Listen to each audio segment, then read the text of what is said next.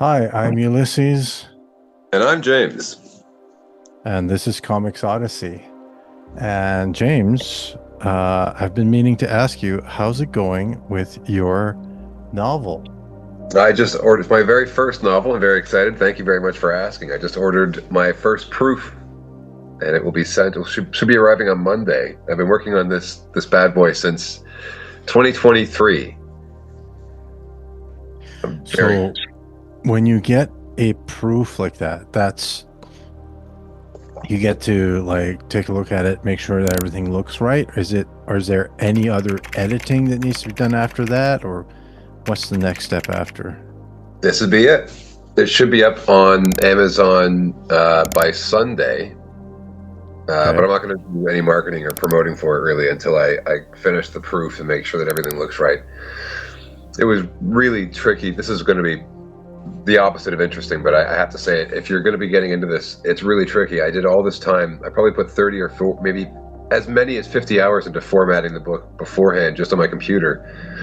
And when I uploaded it into Amazon's AI program, it adds spaces and sometimes full tab size spaces in between sentences. So lines would show up in different places. Sometimes like for instance, one of the problems, my first three chapters, the chapter started halfway down the page for reasons that didn't make any sense. And so I took a lot of time. It took me about 3 hours to just find how many spaces I had to delete the room in between and move everything around. So it wound up looking jargled and jumbled on my version of it. But for Amazon's AI, it aligned the way I want it to. Hmm. Yeah, no, it's very tricky. So then, okay, so it's going to be live Sunday. Um, that's going to be in the past when this is recorded. So, Okay. so you'll just send me a link, and there will be a link below Perfect. to buy James's first novel. Yeah, I'm very excited. It's a comedy espionage thriller, sort of a satire on the Cold War, set from the last 70 years, set over a 7 day span in 2028. And what's the name of it? Told you so. Ha, I like it. I saw the cover. You were designing the cover by hand there, and it looked really interesting. I'm excited to check it out. I appreciate that very much. I got my first notes up for my account. So my entire list of 47 subscribers will soon be getting an email with an excerpt from the book. Awesome. Well, I'm gonna be one of those, I bet. Yeah, yeah, I'm pretty excited about it. I'm Awesome.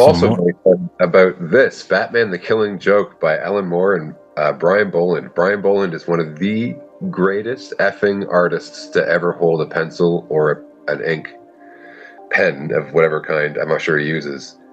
This man is fantastic. As far as I'm concerned, he can do no wrong. That's a great transition, and yeah, I'm not surprised. I You sent me a piece of artwork that will be down in the Substack for the paid subscribers to check out. It's an awesome, awesome Joker and an awesome Batman, and I could definitely see the influence, the Brian Boland influence in there. So the paid subscribers will have to check that out, and that's $250 a month. Special discount code below, 50% off forever. For anyone interested, down in the description below, whether you're watching this on YouTube or Substack. You're practically Um, giving it away. yeah, pretty much. Yeah, I'm just trying to make it accessible, and I mean it's cheaper than a comic book. I find $5 for a comic book is too much. Yeah. Um, so I just, I price it the way that I think I might pay for it.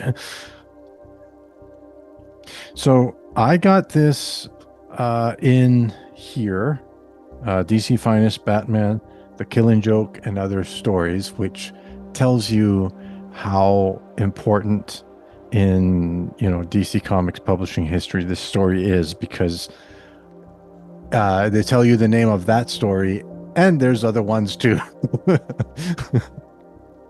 Yeah, it's Brian Boland does the cover. They use that famous image of Joker with the camera, which is such a an excerpt from such a disturbing scene, one of probably the most heavy-hitting scenes of all of Batman lore and history. Yeah. For this one, you sometimes we for these books we actually kind of read them and we go blow by blow what happens in the story. But this is such a widely disseminated story. We'll kind of skim over it. The basic idea is that the Joker escapes from the asylum and shows up at Commissioner Gordon's place, shoots his daughter, Barbara Gordon, who at the time was Batgirl. She becomes paralyzed and he kidnaps Commissioner Gordon. And the whole thing is to make this sadistic point about sanity and all that. So, You're just a and bad you're just a bad day away. yeah, and that's more or less what's going on in this story. So I feel more or less we'll comment on the artwork and the storytelling. We won't be recounting the story. Um, what's Keep your an eye on the first panel. It's the raindrops yes? in a puddle. Just keep that in mind because it ends in the same sort of note in a very nice, beautiful way. Hmm. And actually, kind of the whole sequence here is becomes yeah, it echoes later. I was noticing how so I'm doing sticky notes here. I'm noticing how the this panel, even if it's just a bunch of concentric circles, obeys the laws of perspective. Yeah, He's got them tilted just right in the way they recede. yeah. Oh, this guy's a master. Oh yeah. And there's no setting. Like oftentimes in comic books, they'll start with a panel to show just the date or time, or at least the location. You're like Batcave or Arkham Asylum. He puts it all into the work, so it's as though there's no. So sometimes when you read subtitles or something in a comic book, in my head, I feel like there's a voice, sort of like something from like a narrator speaking, sort of like from Stand By Me, the movie. or in a radio drama, something like that. Very much. This is straight cinematic. You're looking at the piece as it happens and unfolds. They're relying heavily on Alan Moore. I think relies heavily on Brian Boland here and trusts him very much. Well, I did some research behind the story, like how it came about, and he DC basically asked Brian, we can do pretty much whatever you want. What do you want to do? And he said, I want to do a Batman story, and I want Moore to write it. Oh, Yeah. So this was, and Brian and Moore were friends at that time. This came out in '88, 2 years after Watchmen. Moore was very much a hot name, yeah. and Watchmen was a big hit. So it was, of course, the publisher said, yeah, of course we'll do that. And there was some there was some bad blood between Moore and DC at that time because DC had given him a deal on Watchmen where the rights would revert to him after they would stop publishing, when they would end the publishing. And the implication was sort of, okay, once we've done this print run, or once this is released, the rights go back to you. But what DC did is they just kept publishing Watchmen forever. That's right. Yeah.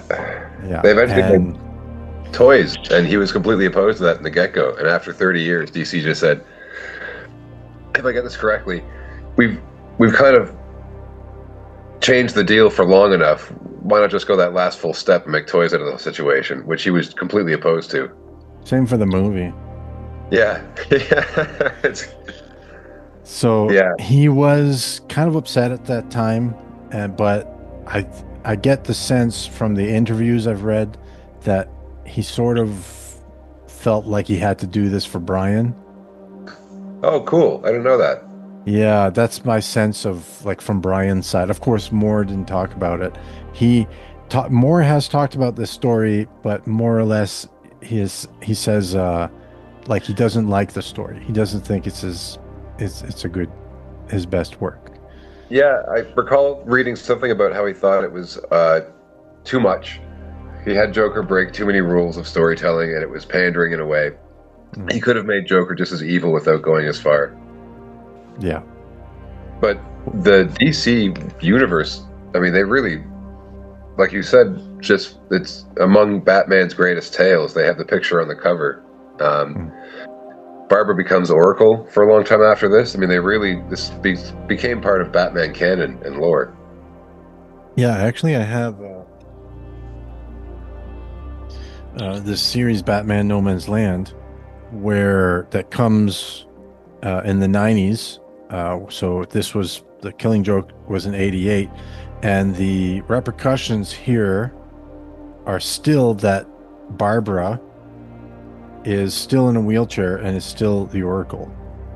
Yeah, So in in lore it actually made a difference, and it caused a um, changing of the guard for this character here, Batgirl, who became a different, still was Batgirl, but the it was a different woman. And this series here, someday I want to visit some of it, is really good. But none of this happens without the Killing Joke happening. and this so-called mistake that Alan Moore is convinced he made that no one else seems to agree with. Right. So it was a quite generative story, even though it may not have been Moore's greatest work. It was still it did something. Um, I'm Yeah, noticing the framing here, this panel here. So this sequence, um, Batman shows up at the asylum, just walks past the cops, like as if whatever, I own the place. that's This is right. a good sequence where the cop sees Batman and he's quite stunned, and the commissioner is used to it by now. He just gives him his coffee and follows Batman in, who leads the way. The receptionist is kind of freaked out, but here it kind of tells you the relationship between Batman and Gordon, where Gordon is subordinate to the kind of looming figure that is Batman. Yeah, or at least in this instance, because of the severity of the situation, it's not exactly clear because there's no word bubbles or anything. There's no dialogue happening yet. Yeah. There are instances where Gordon's already inside waiting for him. There's instances where there's closer parity between the two and how they're handling issues, but when it comes to the Joker, and at least in this tale, Batman isn't waiting for pleasantries or etiquette. I love the characterization in the faces here. That guy just looks like my brother-in-law, kind of hockey player, Street Fighter nose, Yeah, yeah, he is great, and the way he salutes Batman when he gets there, there's a small smile on his face. hmm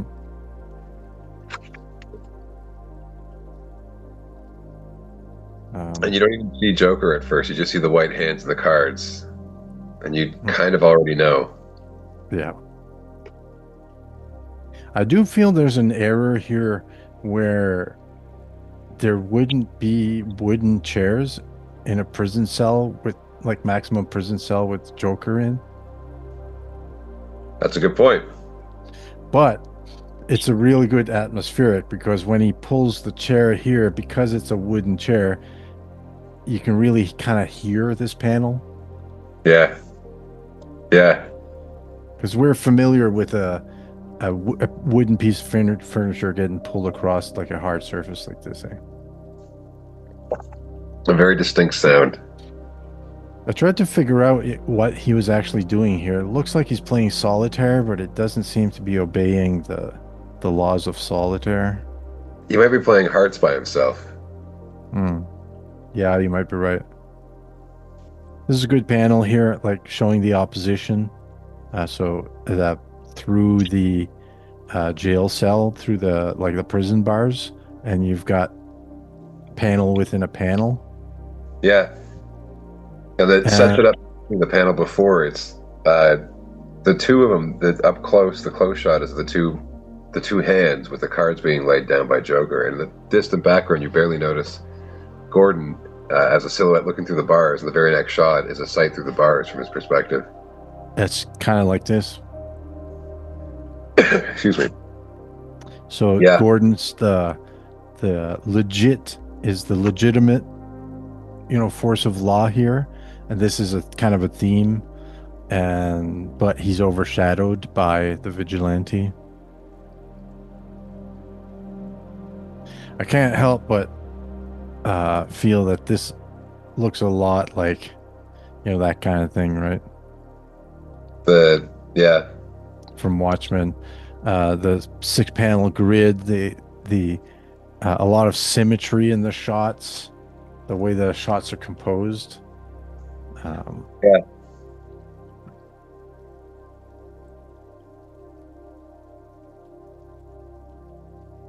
this reminded me of the interrogation scene in Nolan's Dark Knight.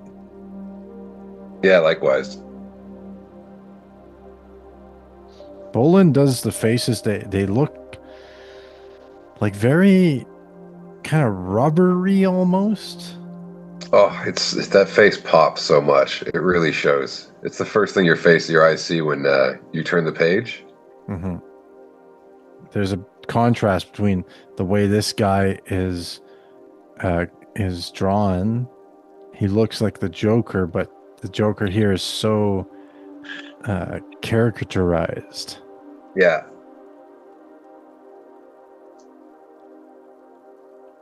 Yeah, I've heard that Boland did a re-edition of this with different colors, and I don't think these are the ones that he liked. I think he preferred them more muted, kind of like in Watchmen. oh, interesting. Hmm. These colors are quite gaudy and intense. How did you feel about giving the Joker a backstory here? Yeah, I liked it. It was just a slight little thing. It doesn't show his.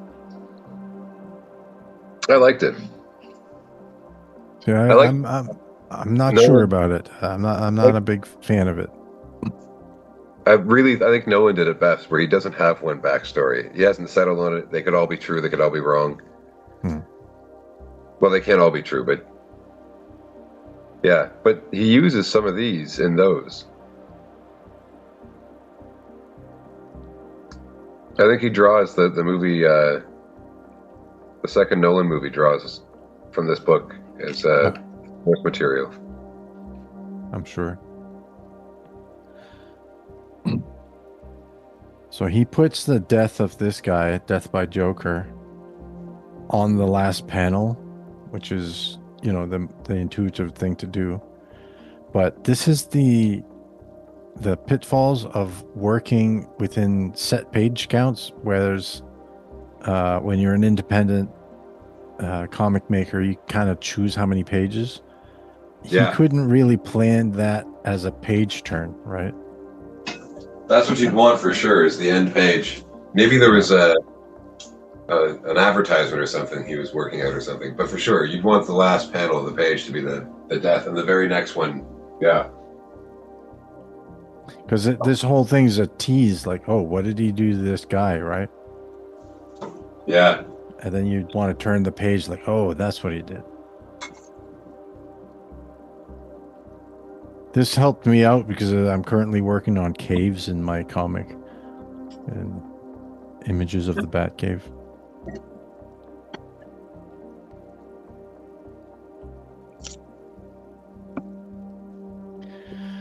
So this is the moment we have Commissioner Gordon kind of some downtime with his daughter, and this is the moment where the famous moment where the Joker comes in and shoots Barbara Gordon. Yeah. There's a lot of. This is where I felt maybe where I could tell the Moore's script, maybe he wasn't quite into it as much as he usually would be. The dialogue like the puns and stuff. It felt um, a little obvious or something like that. Not quite sure, but there was something here I detected in Joker's dialogue that kind of clued me into something was off, and I did look it up, and it seemed like my intuition was correct. The expression on Barbara's face when the doors opened, you see So good. Joker and the gun. He's just phenomenal. It's brilliant. The expression on the thug's face as he's punching Gordon the next page over on the fourth panel, and then knocking him out in the panel where he's the panel next to it where Joker's standing with his face enshrouded, Hmm. and you can't see Gordon. You can just tell that the glasses are flying from his face. Hmm. Man, it's all laid out so nicely.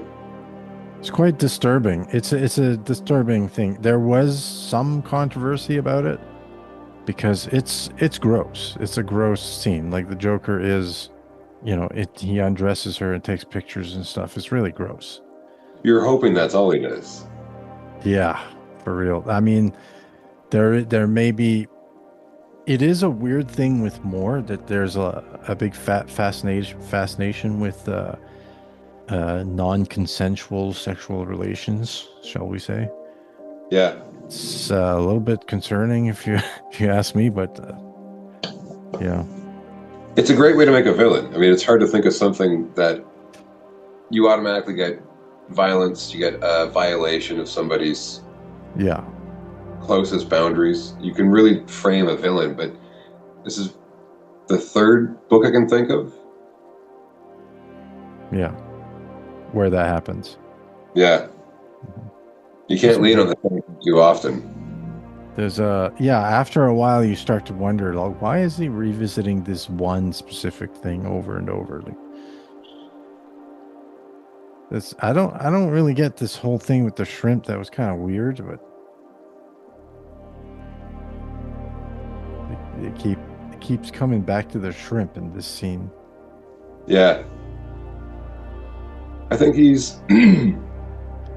It's a metaphor for, like they're ruthless. They have an ideal. They have an appetite. They're going to pursue it. He's on the table. He's on the menu as well. Yeah, and they're kind of toying with him in the same way they're kind of torturing these shrimp. Yeah.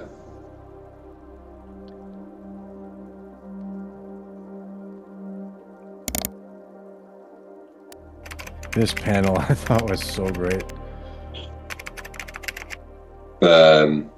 Harvey Dent, not Harvey I, Dent.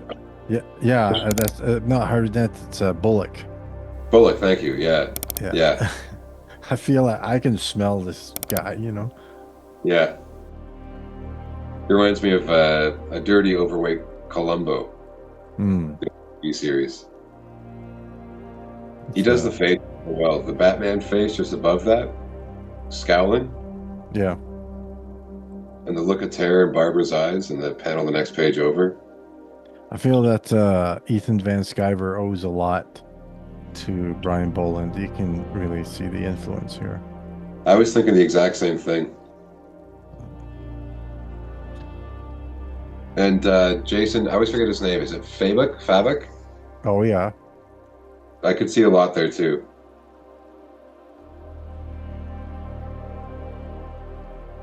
Some And more two, like his three Jokers was sort of a nod to Brian Boland's work in this book. I haven't read that one. It's really, really, really, really good. I couldn't recommend it more highly. Personally, the story kind of goes downwards as the book continues on.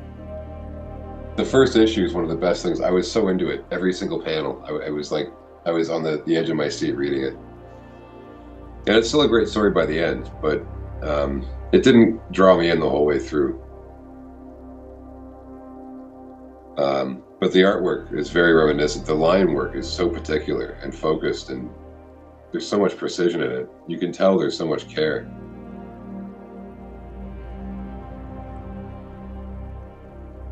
That's a pretty intense panel there. Yeah, he sits upon his throne of baby dolls. Oh, in this panel here, this one here, Yeah, they're going mad. That's so messed up. For me, it's like these little moments that I find impressive. He redrew this panel twice, uh, and he actually did redraw it because there are some changes. Like it's probably light boxed, but yeah, just to get that little effect of the guy putting a cigarette in his mouth and then lighting it, and just to communicate that here, like the Joker is just, well, I guess the Joker from the past, he wasn't Joker yet then, but he's just this stunned from his wife having gotten the news that his wife died. yeah, That is dedication. Like that could have been done in one panel and in dialogue balloons or a caption box or something, right? It's yeah. It's pretty. tiny change in expression. Yeah, he could have saved himself probably like 4 hours at Mhm. least.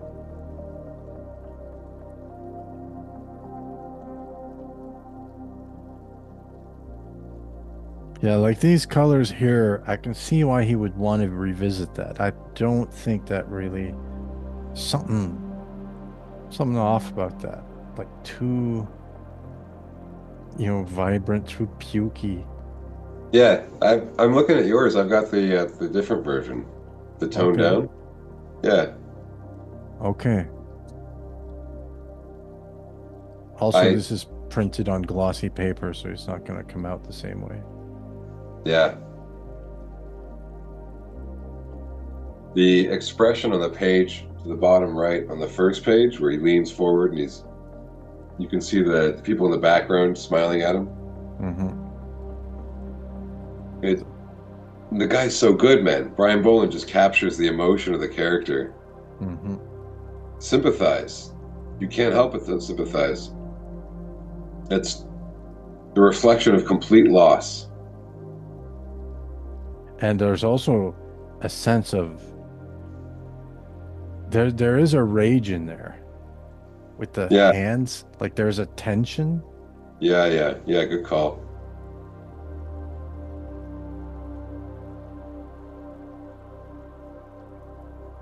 Yeah, this is it's trying to make Commissioner Gordon have a mental breakdown here.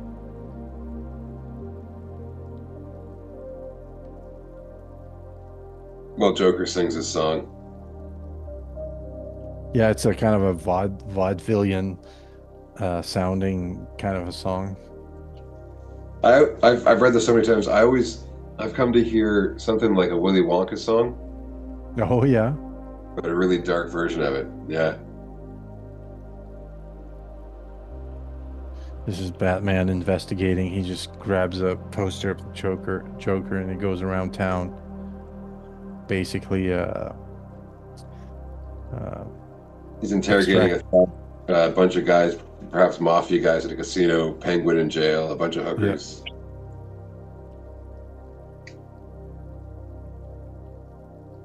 And throughout the whole thing, it's timed so nicely because you can tell sort of how long it would take Batman to do all that. It wouldn't happen over the course of a few minutes. It'd probably be a few hours.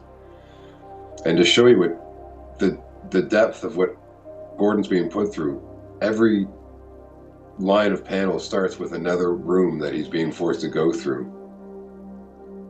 So he's going through this for hours. It's not just one short little show. Mm-hmm. That's just such a cool entrance here. Yeah.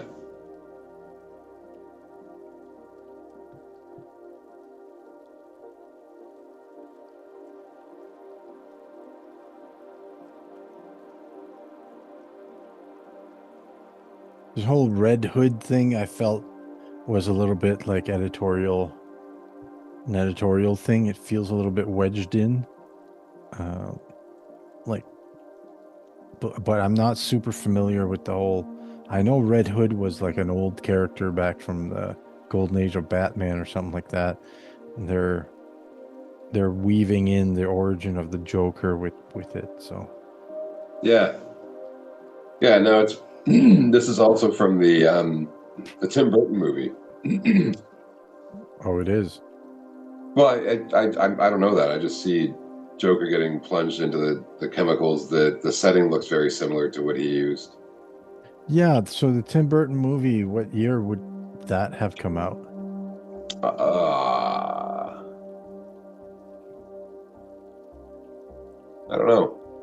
Hmm. I'm sure It's around this early, time. maybe 89. Look at that picture of Batman leaping over the cops. Yeah, he's got the old style, Yeah. like golden age Batman looking thing here. And then perhaps one of the greatest pictures of Joker ever drawn. It's as iconic, I think, as that Art Adams one of Wolverine, sort of Hmm. walking you, bent over. This is one of the greatest Joker pictures I think that will ever be drawn. I don't know how you can top this. That one and the one by Jock, where the Joker's just made up of like a whole bunch of bats. Yeah, yeah, it's incredible too. Those are like very much the top iconic images of the Joker for sure of our era. Yeah, there's a great one that sticks in my mind too of Neil Adams and Batman, where they're on top of a building and Joker's kicking him off. He's holding on to something. He's holding a gun. I put that at third. I put this one at, I don't know, maybe Jock's at first. This one's so good. I lean more towards this, but that Jock one just is, it's hard to design something better than that. Mhm.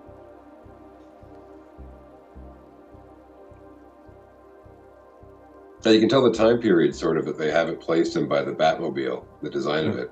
Looks like mm. something from the 50s or 60s. Yeah, I in that first panel here, uh, when he first rolls in, to me, that looked like a Rolls Royce. Yeah, Like, yeah, makes sense. Bruce Wayne, billionaire. yeah.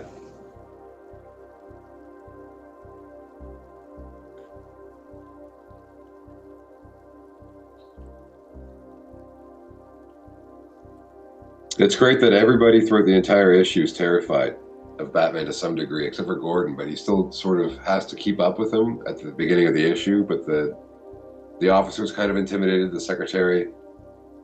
Some of the staff at Arkham seem to be familiar with him.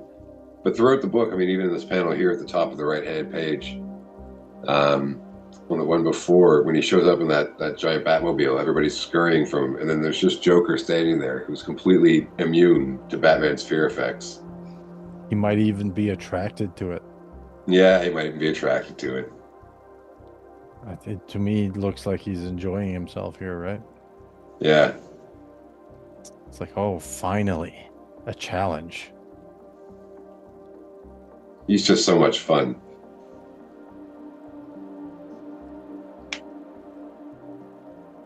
This is where Commissioner Gordon insists, like, yeah, okay, go get the Joker, but do it by the book. We gotta show him that our side, is not gonna cower to his tactics or whatever. Yeah, yeah, yeah. It's one of his best moments, I think, of all comic Yeah, books. All the long history of Jim Gordon. This is such a great moment. it's such a different moment than when we saw at the beginning here, right? Yeah, He's just, he's just like peeking in on the outside of things, pretty left out, pretty isolated. But here he's like, I proved myself. Now you got to do it my way.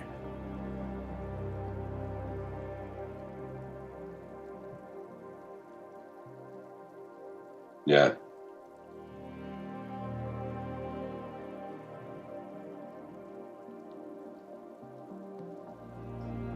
That's such a great image too, where Batman smashing through the glass. Mhm.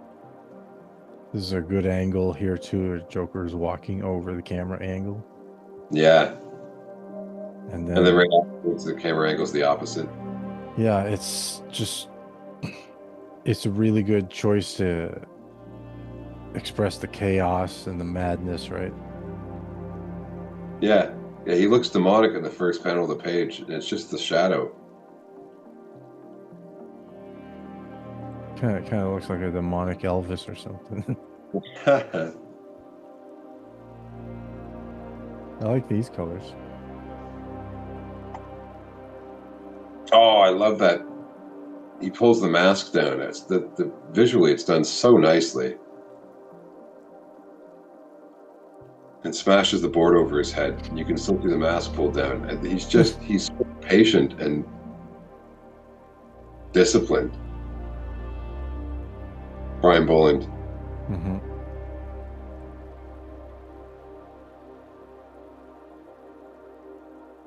Tries to like poke fun at him to try to get him to break, like to bring him down to his level, right? But he adjusts his mask before dealing with him, right? Yeah, It's like you're not gonna bring me down. it's such a badass move. He knows him so well. He doesn't turn around. Even he doesn't need to see it coming. He knows exactly where to place his hand as it comes in. Mm-hmm.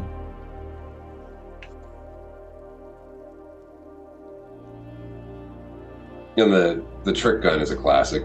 It's a good gag, yeah. Yeah,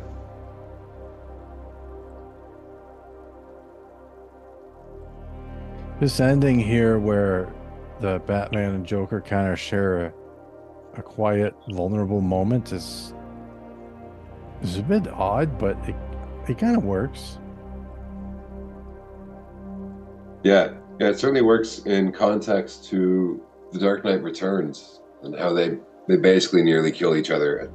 I mean, for anybody who hasn't read it, they basically do with one of them getting out clean, but um, it's a pretty well read issue there. But yeah, it harkens onto that. The two characters do seem order and chaos locked into each other. Well,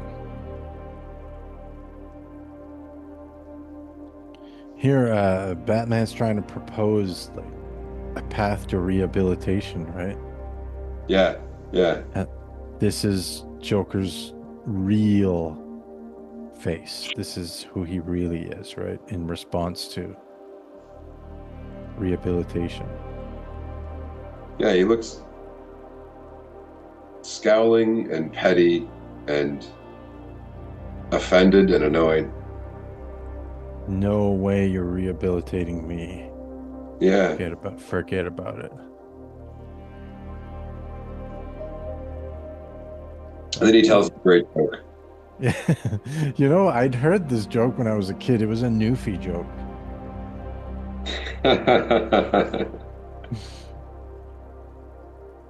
Yeah.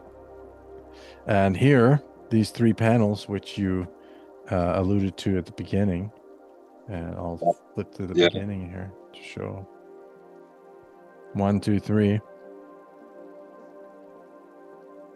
yeah, and it sort of gives the impression of like a full circle having been accomplished, as though it's just the end of the cycle, and they'll renew shortly again soon. Mm-hmm. It's also just satisfying to have this extra sized story feel like it has like an ending, at least visually it has an ending. Yeah,